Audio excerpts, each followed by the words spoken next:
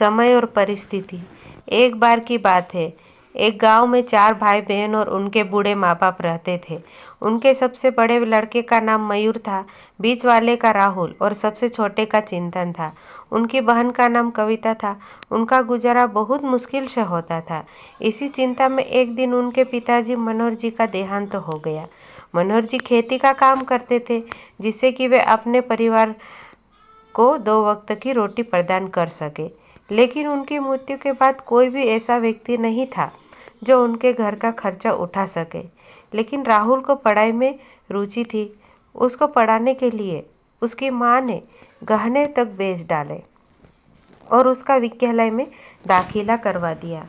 देखते ही देखते राहुल अपनी कक्षा में अव्वल आने लगा और कुछ साल बाद उसकी सरकारी नौकरी लग गई, जिससे उनके घर के हालात ठीक हो गए।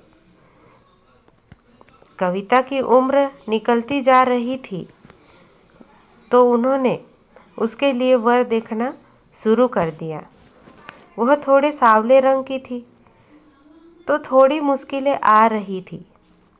आखिर में वर मिल गया और उनका विवाह हो गया।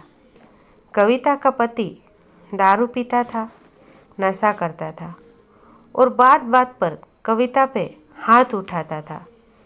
बहुत परेशान होकर कविता अपने मायके लौट गई और वह सदमे में चली गई। उसके परिवार ने उसे बहुत समझाया। राहुल को यह बात बर्दाश्त नहीं हुई और वह उस लड़के से भिड़ने चला गया और उसे घरेलू हिंसा के जुर्म में गिरफ्तार करवा दिया। इस कहानी से हमें यह शिक्षा मिलती है कि हमें हर समस्याओं का सामना डटकर करना चाहिए और किसी भी परिस्थिति से घबराना नहीं चाहिए। तो दोस्तों, आप लोगों को यह कहानी कैसी लगी? आप लोग मुझे कमेंट बॉक्स में ज़रूर बताएगा।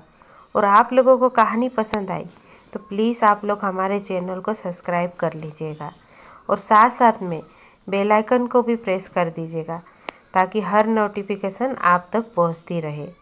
आप सभी का पूरी कहानी देखने के लिए बहुत बहुत सारा धन्यवाद।